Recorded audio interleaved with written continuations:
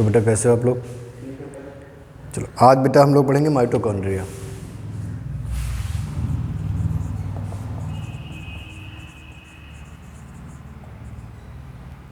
Mitochondria नाम तो सुना होगा बेटा। ये क्या है? सेल ऑर्गेनेल है। इसको बेटा सेल का पावर हाउस भी कहते हैं। कई नाम हैं इसके।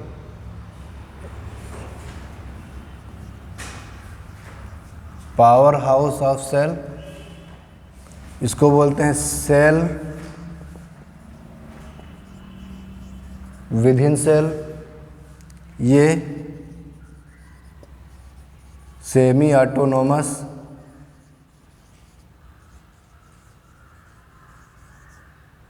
ऑर्गेनेल है और इसको एटीपी मिल भी कहते हैं। जब इसके नाम है, ये सब नाम क्यों है इसके, ये हम अभी देखेंगे। पावर हाउस ऑफ सेल इसके फंक्शन से रिलेटेड है। सेल विद इन सेल क्यों कहते हैं, ये भी हम देखेंगे। और सेमी ऑटोनोमस ऑर्गेनेल क्यों कहते हैं, और एटीपी मिल। पावर हाउस है क्योंकि एटीपी बनते हैं, इसी वजह से एटीपी मिल भी कहते हैं। एटीपी मिल का मतलब है एटीपी बनने वाली मिल या फैक्ट्री, ठीक, या इसीलिए पावर हाउस भी। तो ये चीज़ें हम सब लोग अभी डिटेल में देखेंगे सब बातें। सबसे पहले हम देखेंगे माइटोकॉन्ड्रिया की ओरिजिन। हमें इसमें देखनी है कई चीज़ें। एक तो हम इसकी ओरिजिन देखेंगे, स्ट्रक्चर देखेंगे और इसका फंक्शन देखेंगे। बेटा अगर माइटोकॉन्ड्रिया की ओरिजिन की बात करें तो इसकी ओरिजिन क्या होती है माइटोकॉन्ड्रिया की? कोई आइडिया बेटा? माइटोकॉन्ड्रिया की ओरिजिन होती है प्रोकैरियोटिक। ये प्रोकैरियोटिक ओरिजिन का होता है। ओरिजिन में ये एक बैक्टीरिया है, ये मान के चलो, क्योंकि इसका स्ट्रक्चर तुम देखोगे तो बैक्टीरिया से बहुत ज़्यादा रिजेंबल करता है, बैक्टीरिया से मिलता जुलता है। इसको सिम्बायोंट ऑर्गेनेल भी कहते हैं ओरिजिन की वजह से। ऐसा माना जाता है कि बहुत साल पहले ये एक प्रोकैरियोटिक सेल या बैक्टीरिया सेल को इन्फेक्ट करने के लिए सेल के अंदर आया होगा और फिर वो सिम्बायोटिकली सेल के अंदर रहने लगा। तब से वो अभी तक एसोसिएटेड इस तरह से है कि वो सेल का एक ऑर्गेनेल बन गया है। ये एक थ्योरी है इसके ओरिजिन से रिलेटेड। प्रोकैरियोटिक कहते क्यों है बेटा? कि तुम इसका अगर इसका स्ट्रक्चर देखोगे, एक रफ स्ट्रक्चर हम इसका बनाते हैं। ये माइटोकॉन्ड्रिया की आउटर मेम्ब्रेन है, ये माइटोकॉन्ड्रिया की इनर मेम्ब्रेन है। अभी हम बेटा केमिस्ट्री नहीं बना रहे हैं, अभी हम केवल बना रहे हैं दोनों सपाट मेम्ब्रेन बिल्कुल स्मूथ। आपको पता है अंदर की मेम्ब्रेन फोल्डेड होती है, लेकिन अभी हम ऐसे बना रहे हैं। ये माइटोकॉन्ड्रिया है और ये बेटा फोल्डेड भी हो जाती है। चलो एक आध फोल्ड बना के दिखा देते हैं। इस तरह से इसमें ये इनर मेम्ब्रेन फोल्ड है। ये बेटा इसके अंदर यहाँ पे क्या भरा हुआ है? मैट्रिक्स भरा हुआ है। मैट्रिक्स में इसमें डीएनए है। क्या है बेटा? और ये डीएनए कैसा है? सर्कुलर और डबल स्टैंडर्ड डीएनए है। इसमें बेटा राइबोसोम मिलते हैं। क्या मिलते हैं? ये राइबोसोम कैसे होते हैं बेटा? राइबोसोम ये होते हैं 70S टाइप के राइबोसोम होते हैं। डीएनए 70S टाइप के राइबोसोम और ये आउटर मेम्ब्रेन और ये है इसकी इनर मेम्ब्रेन।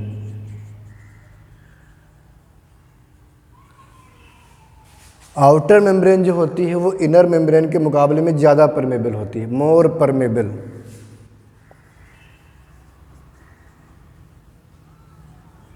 ये जो होती है ये थोड़ी कम परमेबल होती है, लेस परमेबल या सिलेक्टिव परमेबल है। जैसे अपनी प्लाज्मा मेम्ब्रेन है वैसे होती है, ठीक है। इस पे पोरीन भी होते हैं। पोरीन का मतलब है कुछ चैनल प्रोटीन होते हैं जो कि चैनल बनाते हैं, बड़े प्रोटीन होते हैं मॉलिक्यूल को, जो लार्ज मॉलिक्यूल इसके अंदर आ सकें। तो यहाँ पर कुछ चैनल्स होते हैं इसमें, जिनको हम पोरीन्स बोलते हैं। माइटोकॉन्ड्रिया में भी होते हैं और क्लोरोप्लास्ट में भी होते हैं। ये पोरीन चैनल्स होते हैं, तो ये भी इनमें प्रेजेंट होते हैं। अब बेटा देखो ज़रा कि हम जब बैक्टीरिया का स्ट्रक्चर देखते हैं तो बैक्टीरिया में भी हमें एक डबल स्टैंडर्ड सर्कुलर डीएनए दिखाई पड़ता है, double standard circular DNA. Ribosome दिखाई पड़ते हैं इसके साइटोप्लाज्म में, कौन से 70S टाइप के राइबोसोम, और ये इसका साइटोप्लाज्म। इतना ही तो होता है। तो देखो क्या माइटोकॉन्ड्रिया बैक्टीरिया से बिल्कुल मिलता जुलता है। अब बैक्टीरिया में कुछ में फ्लैजेला भी होते हैं, कुछ में फ्लैजेला नहीं भी होते हैं, तो हम मान के चल रहे हैं इसमें फ्लैजेला नहीं है। इसमें बेटा एक सेल वॉल भी होती है जो कि मोर परमेबल होती है, रिजिड होती है, ठीक है, पेप्टाइडोग्लाइकॉन की बनी होती है। यहाँ पर जो आउटर मेम्ब्रेन है ये सेल वॉल से रिजेंबल करती है, क्योंकि ये ज़्यादा परमेबल है सेल वॉल की तरह। ये जो अंदर वाली प्लाज्मा मेम्ब्रेन है ये नॉर्मल सिलेक्टिव परमेबल जैसे प्लाज्मा मेम्ब्रेन होती है बिल्कुल वैसी है। तो इसमें बेटा बहुत ज़्यादा सिमिलरिटीज़ है। अब क्या होता है कि इसमें जो भी एक्टिविटीज़ है बैक्टीरिया में, आपको पता है कि बैक्टीरिया में ये जो भी मेम्ब्रेन बाउंड ऑर्गेनेल है वो नहीं है, ठीक है। तो बेटा इसमें जो रेस्पिरेशन है वो कैसे होता है, ये प्लाज्मा मेम्ब्रेन ऐसे मेसोसोम्स बनाती है, प्लाज्मा मेम्ब्रेन फोल्ड हो जाती है, फोल्डेड होकर के मेसोसोम्स बनाती है। यहाँ पर प्लाज्मा मेम्ब्रेन फोल्ड होकर के अंदर वाली मेम्ब्रेन क्रिस्टी बना रही है। जो फोटोसिंथेसिस करती है बैक्टीरिया उसमें क्रोमेटोफोर्स भी प्लाज्मा मेम्ब्रेन बनाती है कि नहीं। तो ये जो स्ट्रक्चर इसमें बन रहे हैं प्लाज्मा मेम्ब्रेन के फोल्डिंग से बन रहे हैं, जैसे कि इसमें क्रिस्टी आपको बनते हुए दिखेंगे। तो ये बैक्टीरिया है बेटा, ये प्लाज्मा मेम्ब्रेन से बिल्कुल मिलती जुलती, इसमें डीएनए है, राइबोसोम है, और वैसे ही स्ट्रक्चर है जैसा कि माइटोकॉन्ड्रिया का होता है वैसे बैक्टीरिया का होता है। तो ये माना जाता है कि बहुत साल पहले, लाखों साल पहले कभी भी ये बैक्टीरिया सेल के अंदर आया होगा और वो सिम्बायोटिकली रह रहा है, इसलिए इसको सिम्बायोट ऑर्गेनेल भी कहते हैं, और इसको सेल विद इन सेल कहते हैं, क्योंकि माइटोकॉन्ड्रिया अपने आप में एक सेल है कि नहीं है, सेल जैसा है, क्योंकि इसके अंदर डीएनए भी है। जो डीएनए क्या है, जेनेटिक मटेरियल है। तो ये अपना जो इसकी अपनी फिजियोलॉजी है ये खुद गवर्न करता है, ठीक है, लेकिन कम्प्लीटली नहीं, इसलिए इसको सेमी ऑटोनोमस ऑर्गेनेल कहते हैं। सेमी ऑटोनोमस ऑर्गेनेल इसीलिए कहते हैं क्योंकि इसके अंदर क्या होता है, डीएनए होता है, और ये खुद से डिवाइड भी होता है सेल डिवीजन के टाइम पे, क्योंकि ये क्रोमोसोम ये डीएनए है, तो ये डीएनए रेप्लिकेट करेगा और रेप्लिकेट करेगा तो डिवाइड होगा, ठीक है, और अपनी प्रोटीन बनाता है, अपनी फिजियोलॉजी को खुद हैंडल करता है। इसलिए ये सेमी ऑटोनोमस, सेमी क्यों, क्योंकि ये सेल के अंदर है तो सेल के कंट्रोल में भी रहता है, पूर्णतया स्वतंत्र नहीं है। ऑटोनोमस का मतलब होता है स्वतंत्र, सेमी ऑटोनोमस अर्ध स्वायत्त, ठीक है। तो ये इसलिए इसको सेमी ऑटोनोमस ऑर्गेनेल भी कहते हैं। एटीपी मिल क्यों कहते हैं वो हम अभी देखेंगे आगे, इसलिए कहते हैं क्योंकि यहाँ पर एटीपी बनते हैं, कैसे बनते हैं वो हम अभी आगे देखेंगे। सिम्बायोट ऑर्गेनेल क्यों, क्योंकि ये इसकी ओरिजिन जो है वो सिम्बायोटिक है, कभी आया होगा, और ये सेल के अंदर है तो सेल विद इन सेल भी इसको बोलते हैं इस ऑर्गेनेल को, ठीक है। अब हम बेटा देखते हैं इसके आगे, इसका स्ट्रक्चर देखेंगे और इसका फंक्शन भी देखेंगे, ठीक है।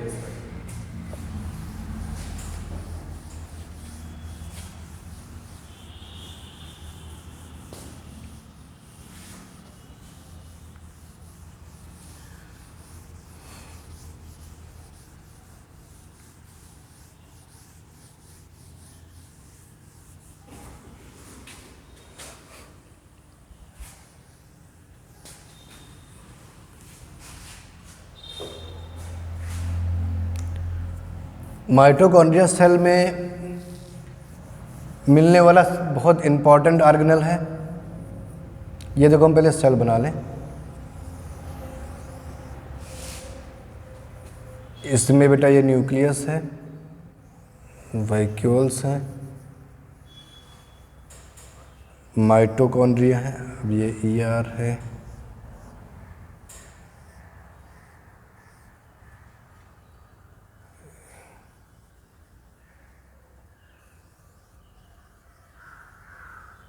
ये माइटोकॉन्ड्रिया।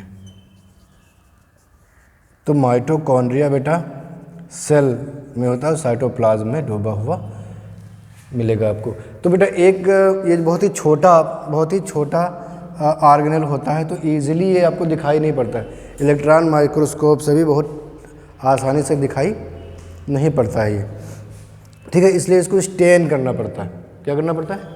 स्टेन, और जब स्टेन करते हैं तो हमें ये इजीली दिखाई पड़ने लगता है। ठीक है, तो इसकी जो साइज होती है बेटा, ये साइज होती है ये 0.5 माइक्रोन से लेकर के 1 माइक्रोन तक होती है इसकी ये मोटाई। ठीक है, और इसकी जो लंबाई होती है वो लगभग 3 माइक्रोन होती है, 3 to 4 माइक्रोन तक हो सकती है, 3 माइक्रोन हो सकती है।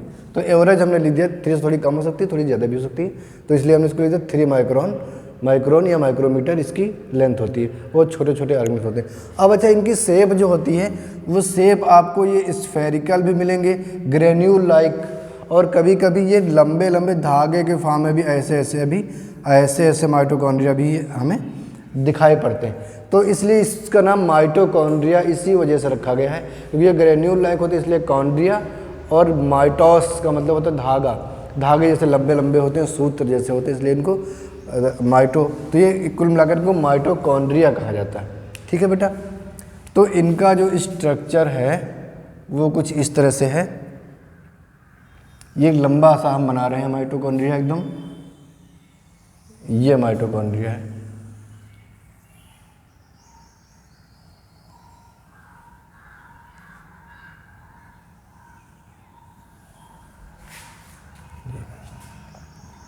थोड़ी इसकी विड्थ हम और बढ़ा देते हैं, क्योंकि अंदर में कुछ चीज़ें बनानी है, फिर जगह कम पड़ जाएगी। ऐसे इसको ले लेते हैं ना बेटा, इस तरह से आप, ठीक है। तो ये जो माइटोकॉन्ड्रिया है, तो ये बेटा इसकी आउटर मेम्ब्रेन है।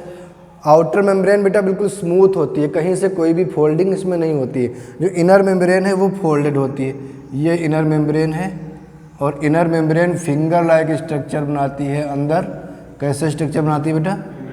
फिंगर लाइक स्ट्रक्चर बनाती है।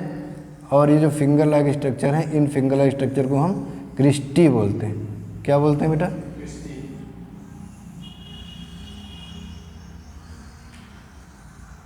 इनको हम बोलते हैं क्रिस्टी।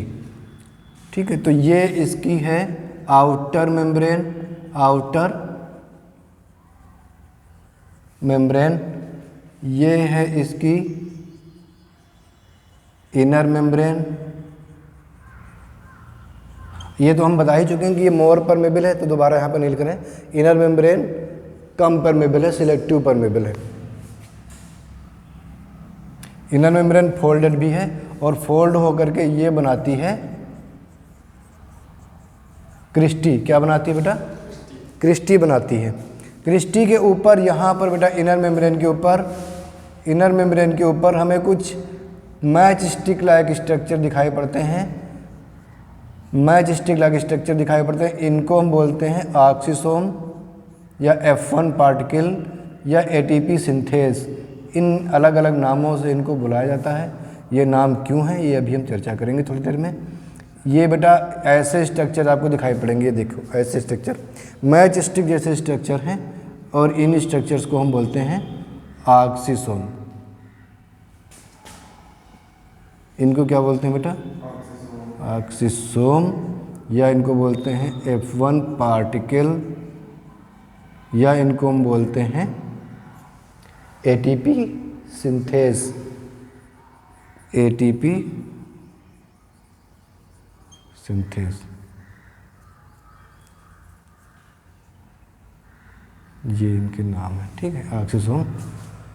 अब बेटा यहाँ पर हमारे पास एक सिंगल DNA होता है।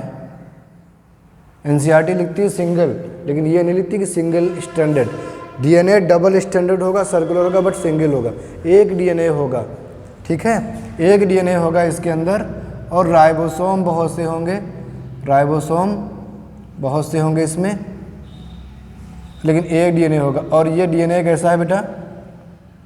ये DNA है, और ये DNA डबल स्टैंडर्ड सर्कुलर है। जैसा प्रोकैरियोटिक सेल में मिलता है हुबहू वैसा DNA इसमें मिलता है। सर्कुलर समझ रहे हो बेटा? सर्कुलर का मतलब ये नहीं कि ऐसे ऐसे घूम करके ऐसे आ गया, तो ये भी सर्कुलर है। देखो, अगर जब तक एंडिंग क्लोज नहीं, तब तक हम उसको सर्कुलर नहीं कहेंगे। DNA विद क्लोज एंडिंग, ये देखो, ये जहाँ शुरू हुआ वहीं ख़त्म हो गया। ये भी अगर यहीं शुरू हुआ तो यहीं पे ख़त्म हो जाना चाहिए, तो ये है सर्कुलर DNA। ठीक है बेटा, तो ये सर्कुलर DNA है। ठीक है। और देखो डीएनए चाहे प्रोकैरियोटिक हो चाहे यूकैरियोटिक सेल हो, सब में डबल स्टैंडर्ड ही होता है, सिंगल स्टैंडर्ड डीएनए कहीं नहीं मिलता है, कुछ वायरस को छोड़ करके। ठीक है, 5x174 बैक्टीरियोफेज वायरस जो होता है उसमें सिंगल स्टैंडर्ड डीएनए देखने को मिलता है। इसके अलावा जितने भी वायरस हैं मैक्सिमम सब में डबल स्टैंडर्ड डीएनए पाया जाता है। अगर डीएनए है तो आरएनए है तो आरएनए बेटा किसी भी सेल में आरएनए हमेशा सिंगल स्टैंडर्ड मिलेगा, चाहे वो यूकैरियोटिक हो चाहे प्रोकैरियोटिक हो, कुछ वायरस को छोड़ करके। कुछ वायरसेस में डबल स्टैंडर्ड आरएनए देखा गया है। डीएनए तो डबल स्टैंडर्ड होता ही है, 5x174 बैक्टीरियोफेज वायरस को छोड़ करके सब में डबल स्टैंडर्ड डीएनए होता है, और आरएनए भी कुछ वायरस में डबल स्टैंडर्ड होता है। बात समझे कि नहीं?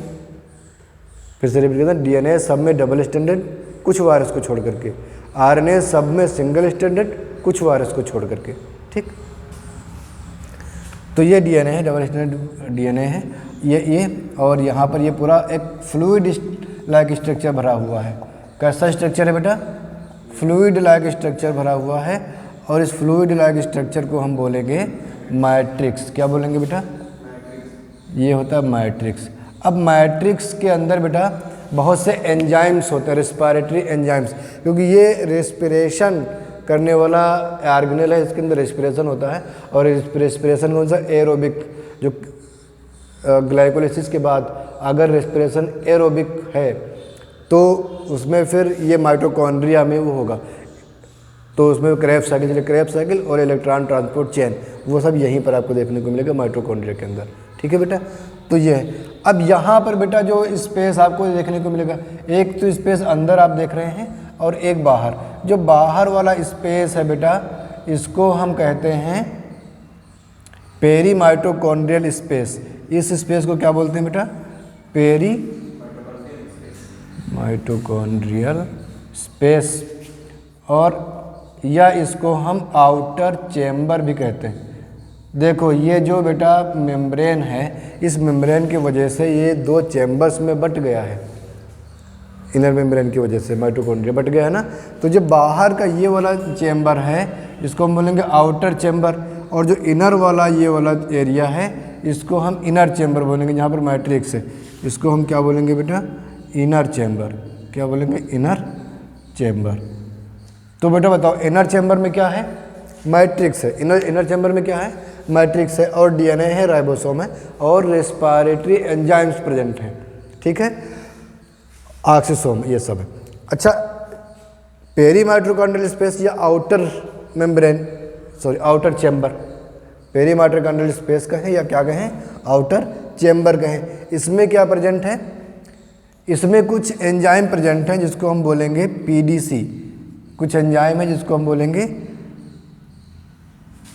यहीं पे दिखा दें ऊपर, पीडीसी। पीडीसी का मतलब है पायरुवेट डिहाइड्रोजनेज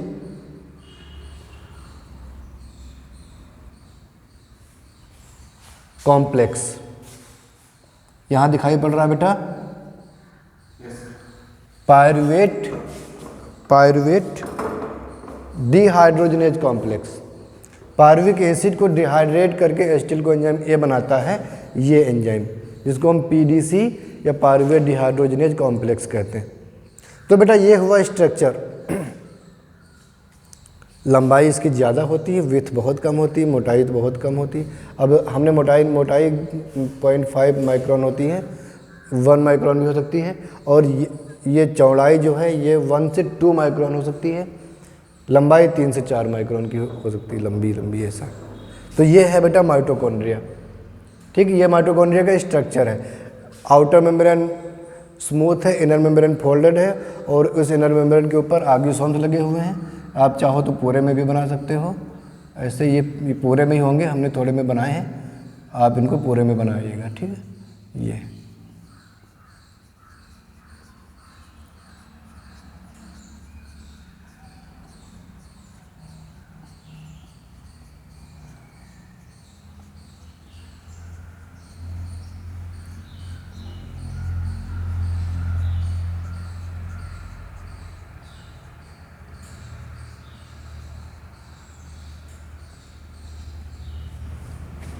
ठीक है। असल में बेटा ये जो ऑक्सीसोम है ये कुछ नहीं है, ये मेम्ब्रेन के ऊपर पाए ये जो प्रोटीन मिलती है। जब हम लोग प्लाज्मा मेम्ब्रेन पढ़ रहे थे तो हमने कहा था ये प्लाज्मा मेम्ब्रेन है बेटा, ये प्लाज्मा मेम्ब्रेन है। तो इस प्लाज्मा मेम्ब्रेन के ऊपर हमने कहा था कुछ प्रोटीन्स मिलती, और ये प्रोटीन्स ऐसी होती, इंटीग्रल प्रोटीन्स होती हैं बेटा। तो ये प्रोटीन होती हैं F1 F0, F1 F0, ये इस तरह से प्रोटीन होती हैं। F0 या F0 भी इसको बोलते हैं। तो इसी को F1 पार्टिकल बोलते हैं। ये असल में प्रोटीन्स हैं, इंटीग्रल प्रोटीन जो प्लाज्मा मेम्ब्रेन में होती हैं वो हैं। और यहाँ पर ये एंजाइम के फॉर्म में काम करती हैं, ATP सिंथेज के फॉर्म में, ATP की सिंथेसिस करती हैं यही। ठीक, ये जो मेम्ब्रेन है इसी के ऊपर ये मिलती है। ये इधर निकली हुई प्रोटीन है अंदर की तरफ और इधर बाहर की तरफ है। क्लियर है बेटा? तो ठीक है, ये इरेज करें। अब हम देखेंगे इसके फंक्शन माइटोकॉन्ड्रिया के।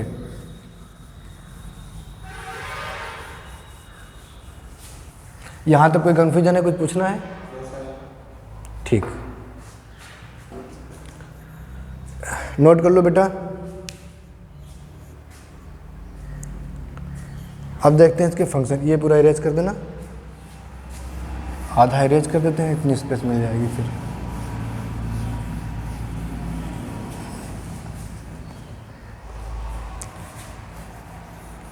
एक ही फंक्शन है बेटा इसका, और वो है रेस्पिरेशन।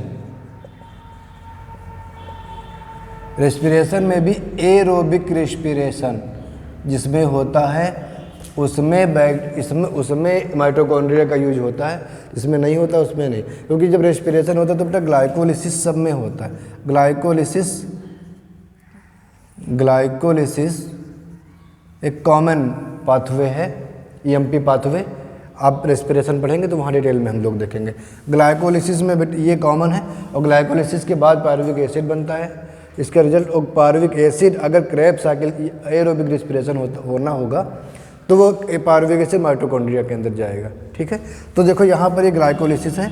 ग्लाइकोलिसिस में ग्लूकोज होता है, और ग्लूकोज का 1 मॉलिक्यूल का ब्रेकडाउन होता है, और पायरुविक एसिड के 2 मॉलिक्यूल्स बनते हैं। ये 6 कार्बन का है, ये 3 कार्बन का है, और 2 मॉलिक्यूल बनेंगे, 3 कार्बन का है ना ये। तो पायरुविक एसिड के 2 मॉलिक्यूल बनेंगे, किसमें? ग्लाइकोलिसिस में। और हमें इसमें ATP भी मिलेंगे, NADP भी मिलेंगे। ठीक, इस तरह से ये पायरुविक एसिड, यहाँ तक ये ग्लाइकोलिसिस हुआ। अब बेटा इसके बाद अब ये पायरुविक एसिड अगर ये एरोबिक रेस्पिरेशन हो रहा है तो ये माइटोकॉन्ड्रिया के अंदर इंटर करेगा।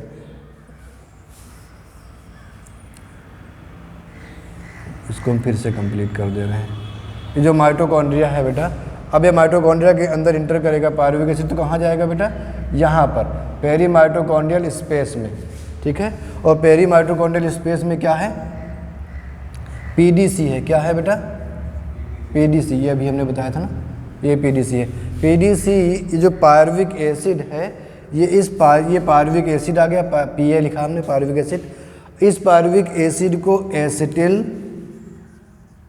कोएंजाइम A में कन्वर्ट कर देता है, और ये CO2 रिमूव होती है, और NADPH बनता है ऐसे। NADP प्लस से ये क्या बन जाता है? NADPH। ठीक है, रिड्यूस होकर के। तो इस तरह से यहाँ से फिर क्रैब साइकिल शुरू होती है। एस्टिल को पायरुविक एसिड से एस्टिल कोएंजाइम A का बनना, ये जो क्रिया है ये इंटरमीडिएट रिएक्शन है, और एस्टिल कोएंजाइम A बन जाने के बाद से फिर क्रैब साइकिल शुरू हो जाती है। ऑक्जेलो एस्टिक एसिड, एस्टिल कोएंजाइम एक साथ मिलकर सिट्रिक एसिड बनता है, और फिर लगातार ये रिएक्शन चलती रहती है। ये साइक्लिक रिएक्शन होती है, इसलिए इसको क्रेब्स साइकिल बोलते हैं। ठीक है, इसको TCA साइकिल भी बोलते हैं। और यहाँ पर बेटा NADPH, FAD, GTP, ये एनर्जी मॉलिक्यूल मिलते हैं, हाई एनर्जी मॉलिक्यूल हैं ये।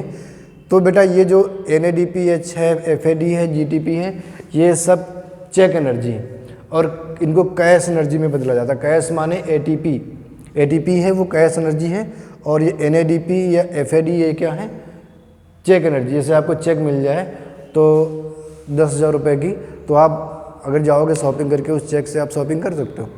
नहीं कर सकते हो। आप बैंक जाओ पहले तो वो उससे कैश कराओ वो चेक, फिर आपको कैश मिलेगा। उस कैश को ले, वो पैसे जो मिलेंगे उसको लेकर के आप कहीं भी जा सकते हो, आप शॉपिंग करो, कुछ भी खरीद सकते हो, ठीक है ना। तो क्या वो चेक जो मिला है, क्या वो केवल एक कागज़ का टुकड़ा है? वो उसमें पैसे नहीं है, उस चेक में पैसे ही हैं। वो भी उतना ही कीमत, 10,000 की कीमत जो पैसे मिलेंगे उतनी ही कीमत की वो चेक भी है, लेकिन आप उसको डायरेक्ट यूज नहीं कर सकते हो। कैश जब मिल जाएगा आप उसको डायरेक्ट यूज कर सकते हो। तो ATP जो है उसको आप डायरेक्ट यूज कर सकते हो उस एनर्जी को, लेकिन ये इस एनर्जी को आप डायरेक्ट यूज नहीं कर सकते, उसको ATP में कन्वर्ट करना होता है, कैश कराना होता है, ये समझो आप। तो उसके लिए यहाँ पर फिर इलेक्ट्रॉन ट्रांसपोर्ट चेन चलती है, जिसको ETS इलेक्ट्रॉन ट्रांसपोर्ट सिस्टम बोलते हैं। और उस चेन जिसमें एक अलग अलग कैरियर से हो करके इलेक्ट्रॉन गुजरता है और ATP बनाता है लास्ट में। हालांकि हम अभी डिटेल में नहीं पढ़ा रही है, आप एक अलग से चैप्टर दिया गया है रेस्पिरेशन, तो रेस्पिरेशन प्लांट जब आप पढ़ेंगे तो उसमें ये पढ़ेंगे, इसलिए हम यहाँ पर केवल इशारा कर रहे हैं। अब ये मत सोचना कि सर ने एकदम से ऐसे ऐसे बताते चले गए, क्योंकि ये हम लोग वहाँ पे पढ़ेंगे। अभी हम लोग केवल माइटोकॉन्ड्रिया पढ़ रहे हैं, इसलिए हम तुम्हें ये बता रहे हैं कि माइटोकॉन्ड्रिया का फंक्शन। तो ये जो रेस्पिरेशन है, तो एरोबिक रेस्पिरेशन जो होता है वो माइटोकॉन्ड्रिया के अंदर होता है। तो माइटोकॉन्ड्रिया के अंदर होता क्या है, इसमें क्रेब्स साइकिल चलती है। ये जो ग्लाइकोलाइसिस हमने बताया है, EMP पाथवे है। EMP पाथवे इसको इसलिए कहते हैं कि एम्बेडेड मेयरहॉफ एंड पार्टनर्स ने इसको डिस्कवर किया था। तो ये EMP पाथवे जो है ये साइटोप्लाज्म में चलता है। ये यहाँ पे क्या है, ये साइटोप्लाज्म है। ये माइटोकॉन्ड्रिया के बाहर क्या है, साइटोप्लाज्म है, अंदर क्या है, मैट्रिक्स है, और बाहर साइटोप्लाज्म है। तो ये जो ग्लाइकोलाइसिस हो रहा है ये साइटोप्लाज्म में हो रहा है। कहाँ हो रहा है बेटा, साइटोप्लाज्म में ग्लाइकोलाइसिस होगा तो पायरुविक एसिड बनेगा। पायरुविक एसिड इसका प्रोडक्ट है, किसका, ग्लाइकोलाइसिस का। तो ये जो ग्लाइकोलाइसिस का प्रोडक्ट है ये पायरुविक एसिड ये बनेगा।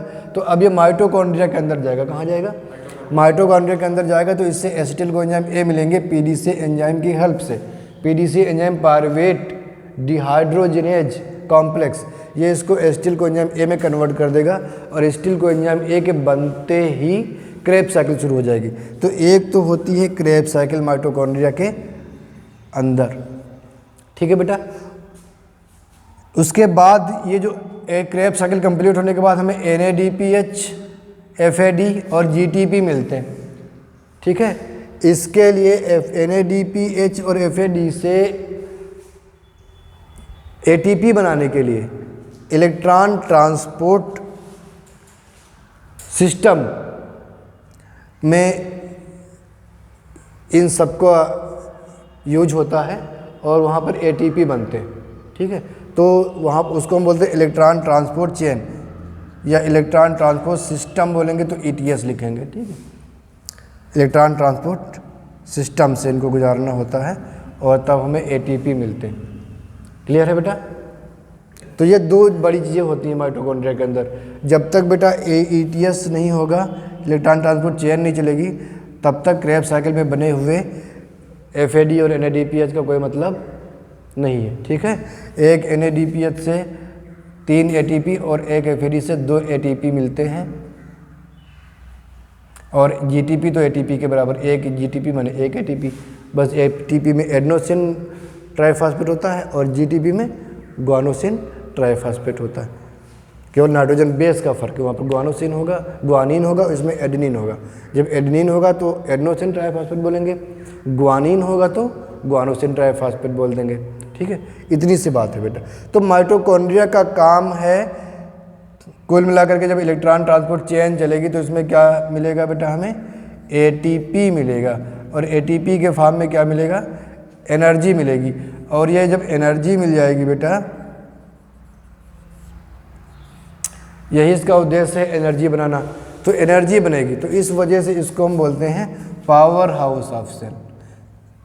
क्योंकि सेल को बेटा जितना काम करना होता है, उस काम करने के लिए एनर्जी की ज़रूरत होती है, और वो एनर्जी रेस्पिरेशन से मिलती है, और रेस्पिरेशन माइटोकॉन्ड्रिया में होता है। तो एटीपी का प्रोडक्शन माइटोकॉन्ड्रिया में होता है। कुछ एटीपी बेटा आपको ग्लाइकोलाइसिस से भी मिल जाएंगी। टोटल 10 एटीपी बनती है, इसमें से 2 खर्चा हो जाती है, 8 एटीपी बचती, तो 8 एटीपी तो यहीं से मिल जाती है। ठीक है बेटा, जिसमें डायरेक्ट हमें 2 ही एटीपी मिलती हुई दिखती हैं, वो आगे एनएटीपी से फिर वो भी ईटीएस में ही मिलेंगी। तो ईटीएस होना जरूरी, जब तक ईटीएस नहीं मिलेंगे तब तक हमें 38 एटीपी नहीं मिलेंगे। 38 के 38 एटीपी कहाँ मिलते हैं? जब ये ईटीएस होता है। क्लियर है? तो इसीलिए इसको power house of the cell कहते हैं माइटोकॉन्ड्रिया को, क्योंकि एनर्जी यही देता है।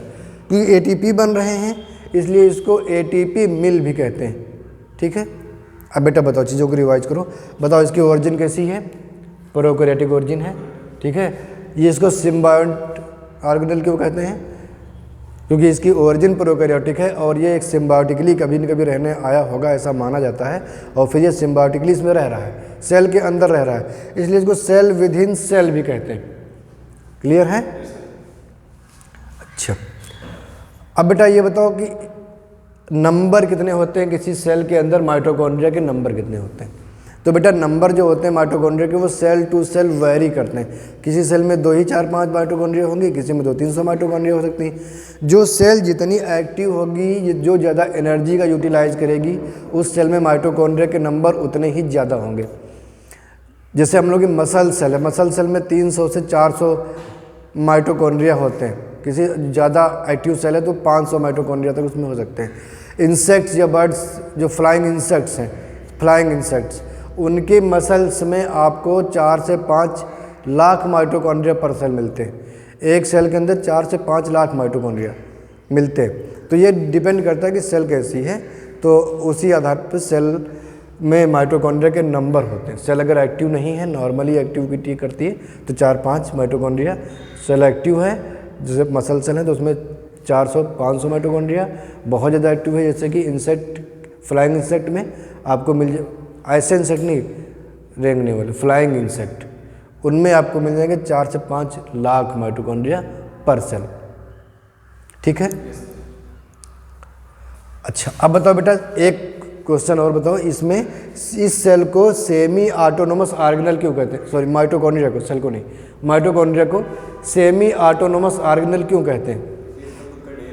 क्योंकि इनमें खुद का डीएनए होता है, सेल्फ डीएनए होता है, सेल्फ रेप्लिकेशन करता है, तो अपनी फिजियोलॉजी को, अपनी एक्टिविटीज़ के लिए ये खुद रिस्पॉन्सिबल है। अपनी प्रोटीन खुद बना लेता है, अपना आरएनए ये खुद बना लेगा, डीएनए रेप्लिकेशन खुद कर लेगा, डीएनए रेप्लिकेशन कर लेगा, अपना आरएनए बना लेगा, अपनी ज़रूरत की प्रोटीन बना लेगा। तो इसमें जो एंजाइम्स होते हैं बेटा, इसमें जो एंजाइम होते हैं, सिट्रेट होता है, माइलेट डिहाइड्रोजनेज होता है, ऐसे बहुत से एंजाइम जो कि इसमें प्रोटीन, इसमें जो क्रेब्स साइकिल और ईटीएस में काम आते हैं, वो सब एंजाइम ये बना लेता है, लेकिन सारे एंजाइम नहीं बना पाता। ठीक है, मैक्सिमम एंजाइम बना लेता है, कुछ एंजाइम ये नहीं भी बना पाता, इसलिए इसको सेमी ऑटोनोमस कहते हैं। सभी बना लेता, पूरी एक्टिविटी खुद से संभाल लेता, तो इसको फिर ऑटोनोमस ऑर्गेनेल कह दिया जाता, क्योंकि ये कंप्लीटली सेल्फ डिपेंड नहीं है। कुछ सेल के अदर यानी साइटोप्लाज्म पर, न्यूक्लियस पर भी डिपेंड है, इस वजह से इसको सेमी ऑटोनोमस ऑर्गेनेल कहा जाता है। डीएनए है, खुद की प्रोटीन बना लेता है और कुछ एंजाइम अपने खुद बना लेता है, इसलिए सेमी डिपेंडेंट, सेल्फ डिपेंडेंट है, सेमी सेल्फ डिपेंडेंट, इसलिए बोला था सेमी ऑटोनोमस ऑर्गेनेल। क्या बोलेंगे बेटा? Semi autonomous organelle. बेटा क्या एक यही एक अकेला सेमी ऑटोनोमस ऑर्गेनेल है पूरी सेल में, या और भी है कोई? और भी कोई सेल है? सॉरी, सेल करें, और भी कोई ऑर्गेनेल है जो सेमी ऑटोनोमस हो? क्लोरोप्लास्ट, क्लोरोप्लास्ट में भी डीएनए होता है, क्लोरोप्लास्ट भी सेमी ऑटोनोमस ऑर्गेनेल कहा जाता है। क्लियर है बेटा? तो इतना पढ़ो तुम लोग और रिवाइज करो। कोई क्वेश्चन होगा तो बताना। ठीक बेटा।